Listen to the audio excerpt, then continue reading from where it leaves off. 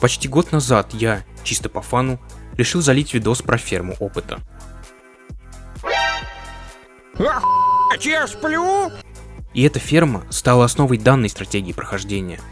Максимально быстро прокачать 34 уровень для 3-го ранга Саванта, создать ферму, прокачать все возможные навыки, в том числе параметры Special, и уже будучи неубиваемым танком с уровнем 150+, проходить сюжет и DLC.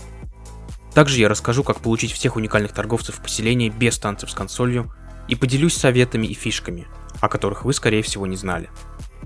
Итак, я представляю вам гайд по лучшему бусту в начале прохождения, благодаря которому уже на 20-м часу игры вы будете купаться в крышках, ресурсах и опыте.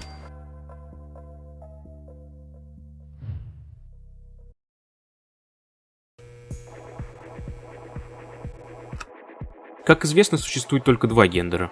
Долбоебы-мазохисты, которые пикают выживание и бегают туда-сюда по всему содружеству, пока не сдохнут от старости.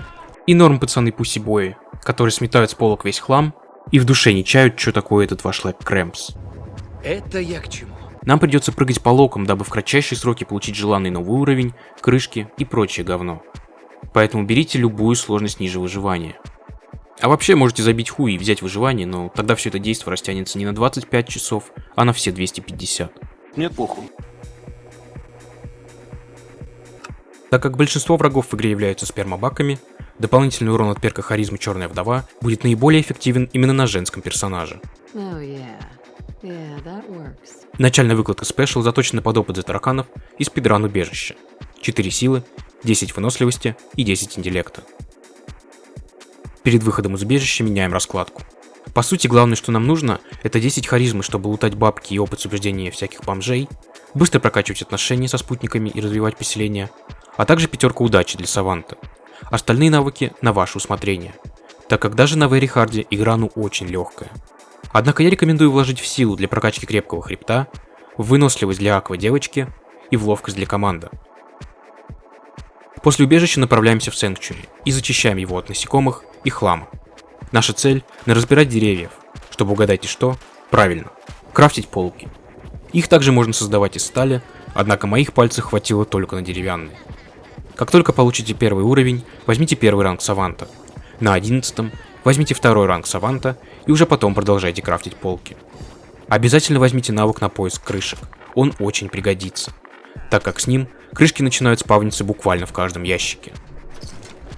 Перед уходом не забудьте бустануть силу или ловкость тренажерами. А чтобы поднять харизму до 11, возьмите очки в черной оправе, в пещере под красной ракетой. Советую собирать виски и центроцвет, чтобы крафтить виноградные ментаты, которые сильно помогают в торговле. Не берите книгу Special и не собирайте пупсов Special. Их мы используем, когда все параметры добьем до 10. Сейчас наша цель 34 уровень, ведь именно на нем мы получим 3-й ранг Саванта, который позволит создать максимально выгодную ферму опыта.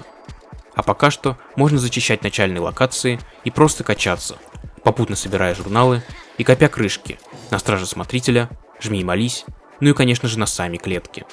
Кстати, советую сделать карту мест и отмечать, где журналы уже были собраны. Хлам можно особо не собирать, так как навыков на моды не предусматривается. А когда они появятся, этот самый хлам мы уже будем скупать тоннами, так что смысла набивать карманы нет. Единственное, что понадобится, это медь, сталь и крышки. На первое время возьмите силовую броню либо в Конкорде, либо у станции Оливия, чтобы просто врываться в локи, забирать все, что нужно, журналы, крышки и патроны, отмечать на карте, где вы уже были, и ливать. К тому моменту, как вы дойдете до Грейгардена, на мосту заспавнится full set Т-51.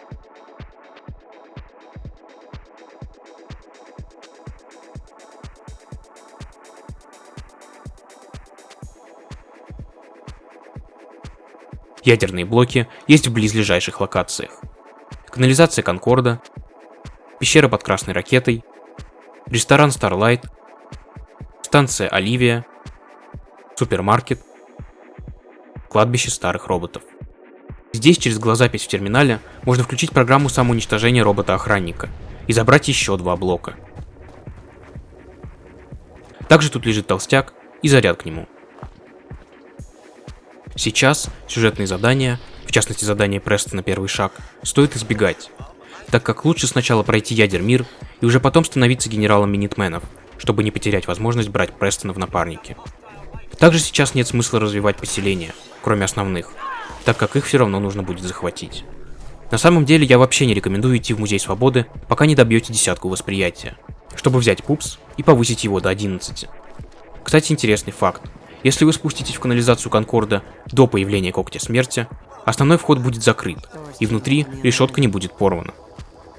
А Котсворт даже скажет, что его сенсоры чуют какое-то большое существо рядом с вами. И да, Котсворда можно будет взять с собой после посещения Конкорда, вне зависимости от того, помогли вы Престону или нет. Одна из наших целей – это получение всех уникальных торговцев в свои поселения. Уникальные торговцы – это трейдеры, которые встречаются в местах случайных встреч. Вот некоторые из таких локаций.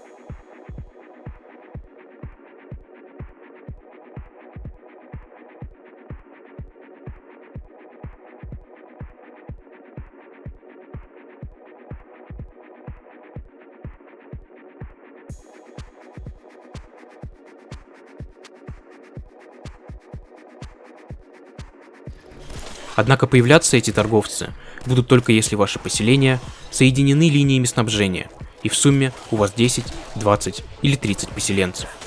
Так, 10 жителей нужно иметь, чтобы начал спавниться скриптор, 20 нужно для Рона Стейплса и доктора Андерсон, и 30 для веселого Ларри. Так что если вы обнаружили какое-то поселение, поставьте в нем радиомаяк, чтобы к вам приходили новые жители. Однако помимо необходимого числа поселенцев, в поселении предварительно должны быть построены магазины 3-го уровня.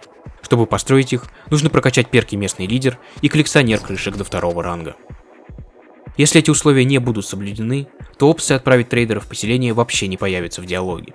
А чтобы наверняка убедиться в том, что торговец дойдет до поселения, стоит сопроводить его туда лично. Однако это касается лишь тех трейдеров, которые спавнятся на местах случайных встреч. То есть таких торговцев как Тина, представитель Волтек, Энн Харгрейвс и торговка Райли сопровождать до поселения не нужно.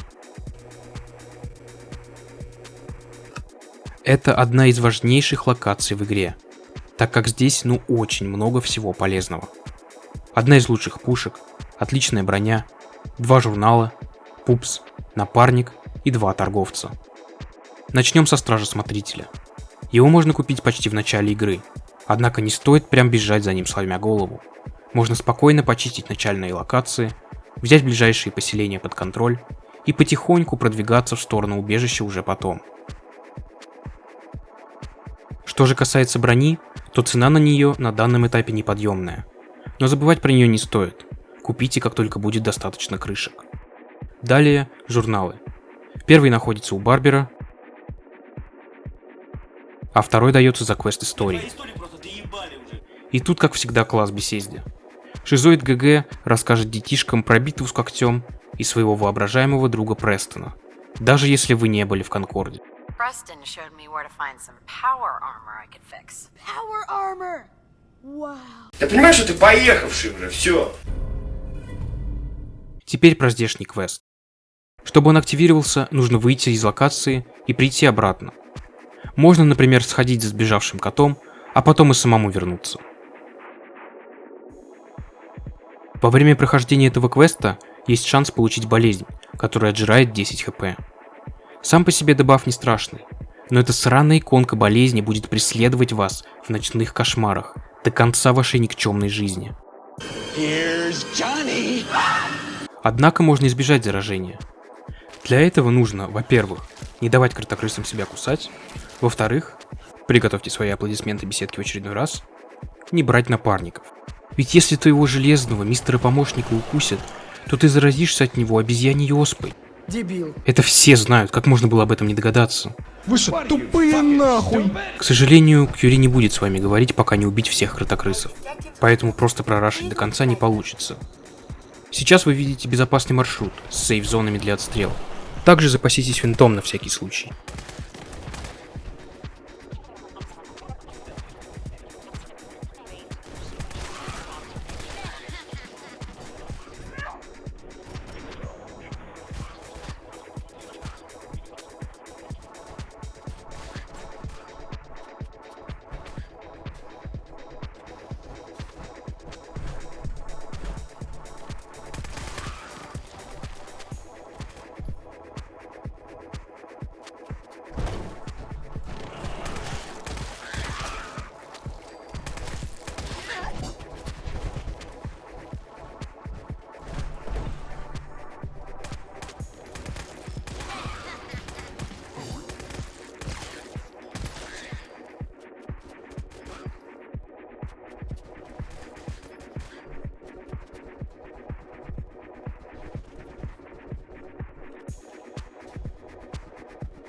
Ну и вот, мы на месте, и никакой болезни нет.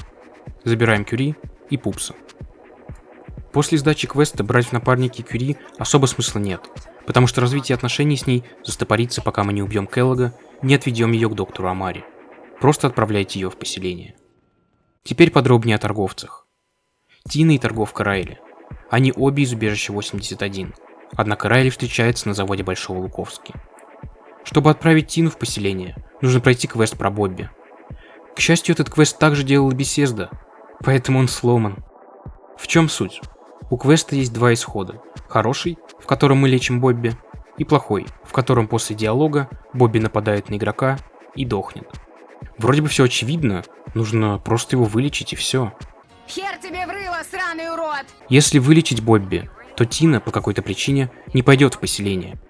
Диалог проходит, ты ее отправляешь, но она остается на одном месте. Count me in.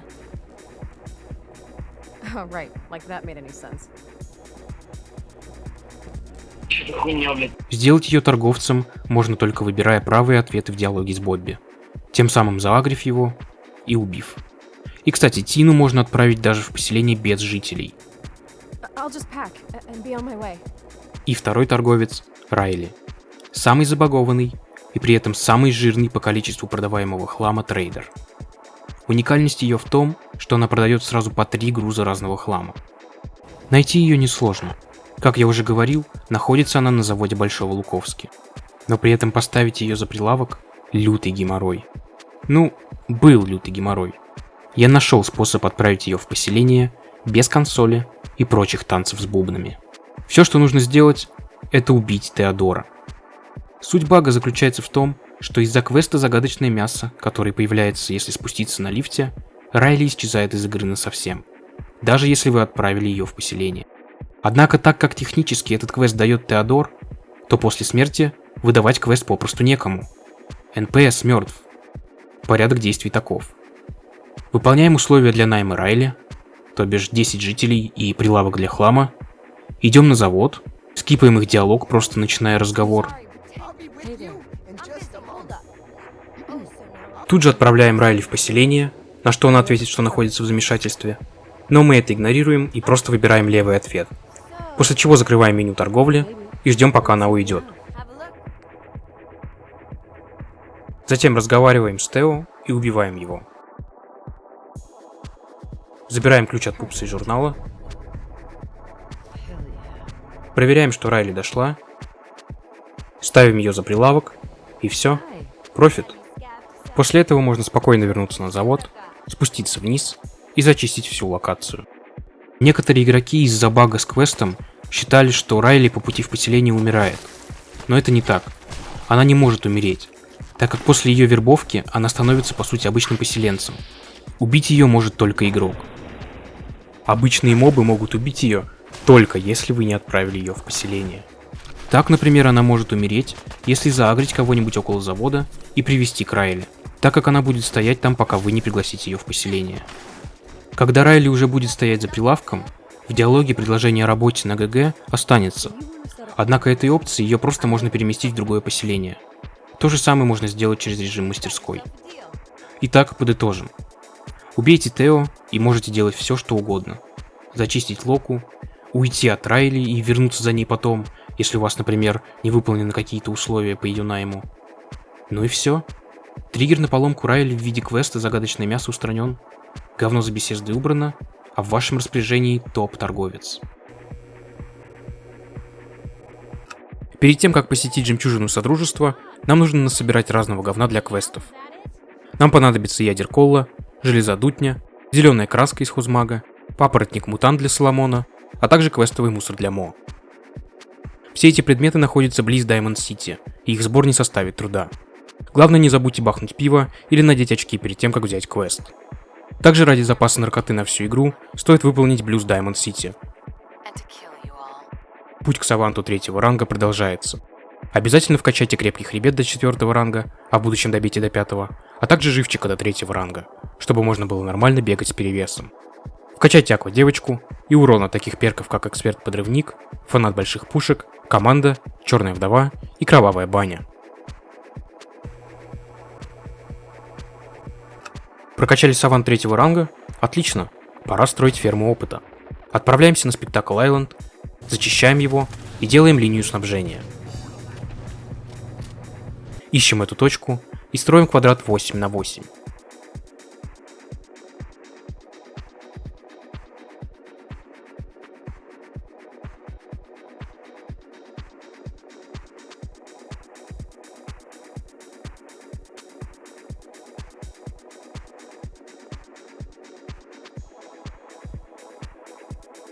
Затем нужно поставить пол в воде так, чтобы стрелки не могли стрелять.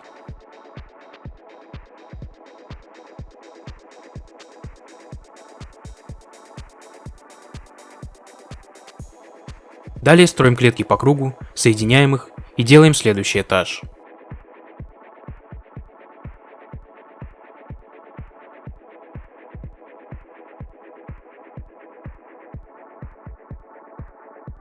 С верхней платформы можно легко найти центр и построить вышку внутри куба, чтобы можно было легче и быстрее чинить клетки.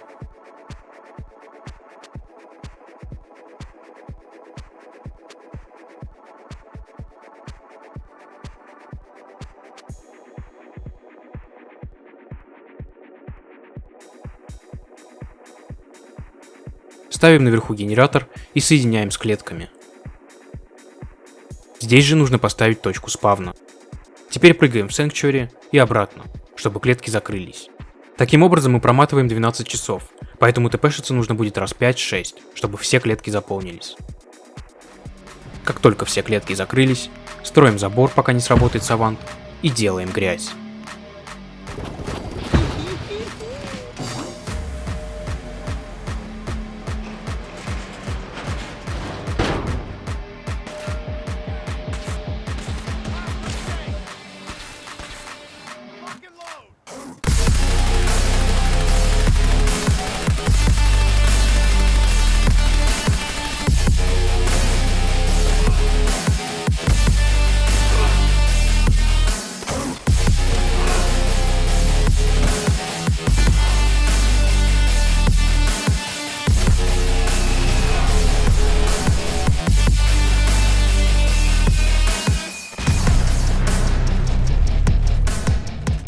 В этом сильно помогут большой мальчик, который продается у Артура, жми и молись у Крикет, а также запевала, что продается у Клео в добрососедстве.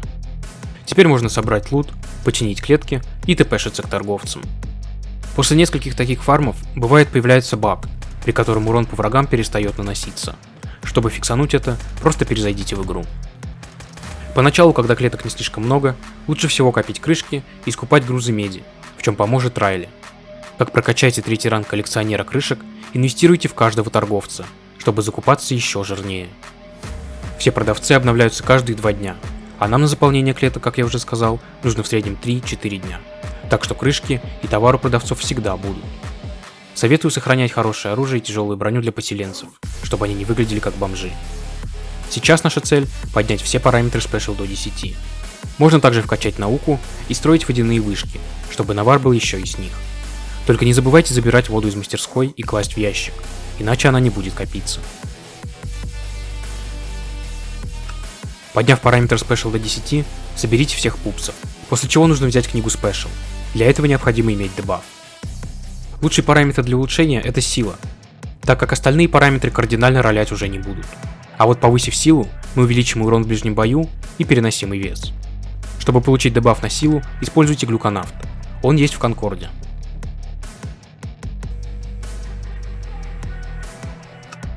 Благодаря ферме мы можем прокачать абсолютно все перки, однако некоторые из них будут сильно мешать нормальной игре. Именно о таких ненужных перках я и расскажу. Сила. Локомотив. Первые два ранга хорошо станет врага, позволяя нанести удар в ближнем бою, что очень полезно милишникам. Третий же ранг способности отталкивает врагов, и они разлетаются кто куда, и ударить становится труднее. Восприятие. Снайпер. Тут та же история. Второй ранг дает шанс сбить врага с ног выстрелом из оптики. Но это опять же только мешает, и не дает наспамить сразу несколько выстрелов. Выносливость. Чистая жизнь. Тут все просто. Возьмете иммунитет к зависимостям и можете забыть про наркоманские легендарки. Гуль и солнечная батарейка. Оба перка постепенно уменьшают уровень радиации персонажа, что будет ставить палки в колеса при использовании некоторых легендарок или при игре с перком Воителя Атома. Харизма. Тусовщик. Решает получить одну дополнительную зависимость от алкоголя. Также нет смысла качать перки для усмирения животных, мутантов и людей до 3-го ранга, так как по сути все эти три перка, друг животных, говорящий с пустошью и запугивание, нужны только для того, чтобы в бою сделать себе одноразового напарника. Отдавать какие-либо еще команды с помощью 3-го ранга смысла нет. Со 2-м рангом ты просто целишься и сразу отправляешь миньонов в бой. Интеллект. Эксперт по робототехнике. На 2-м ранге урон по роботам увеличивается на 40%. С прокачкой 3-го ранга этот урон пропадает. В любом случае 2 рангов достаточно, чтобы максимально прокачать всех роботов на станке из DLC, так что 3-й ранг вообще не нужен. Все остальные навыки можете спокойно качать, они только усилят вашего персонажа. Отныне ты истинный владыка пустоши. Максимально жирный ублюдок с тоннами крышек и ресурсов, которому все нипочем. Что делать, куда идти, какие квесты выполнять, решать только тебе. Я лишь показал, как можно не нуждаться ни в чем на ранней стадии игры, и поделился парой советов. Спасибо за просмотр.